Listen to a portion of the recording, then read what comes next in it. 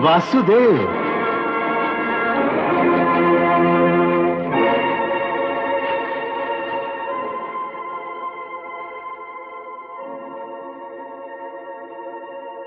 मुझसे क्या कहकर जा रहे हो सखा अर्जुन?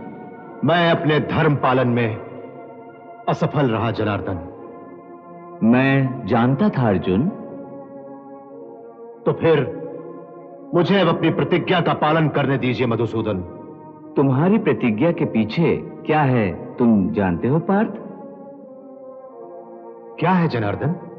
तुम्हारा ही मैं, तुम्हारा अहंकार, और कुछ भी नहीं। भला कोई काल को भी ललकारता है अर्जुन? परंतु मैं आपकी निंदा भी तो नहीं सहन कर सकता था। क्यों नहीं सहन कर सकते? निंदा ही तो परिष्कार की जननी होती है। निंदा करने वाले ही तो हमें शुद्ध आचरण करने की सीख देते हैं। कुछ भी हो मधुसूदन, कोई आपको पापी कहे ये मुझे स्वीकार नहीं। संसार में पाप और पुण्य दोनों सापेक्ष होते हैं सखे। यहां न कुछ पाप है और न कुछ पुण्य, सब कुछ कर्म का ही प्रतिफल है। अब तो मैं केवल इतना जानता हूं कि मुझे अब इस संसार में जीवित रहने का कोई अधिकार नहीं। तुम्हारे प्राणों पर केवल तुम्हारा ही अधिकार नहीं है पार्थ, तुम्हारे सखा का भी है।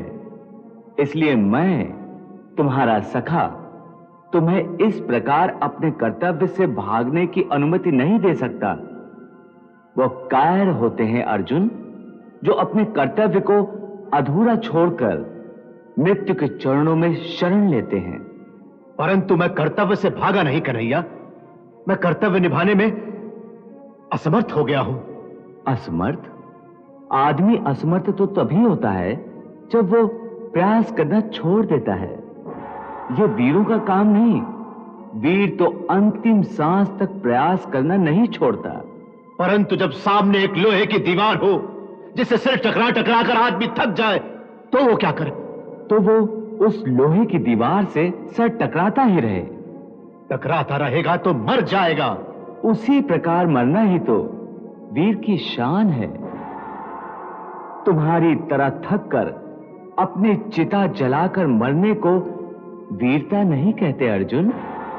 कर्तव्य पालन उसे कहते हैं कि लोहे की दीवार को टकरे मारता मारता ही मर जाए, क्योंकि संभव है कि उसकी अंतिम टक्कर से वो दीवार टूट जाए।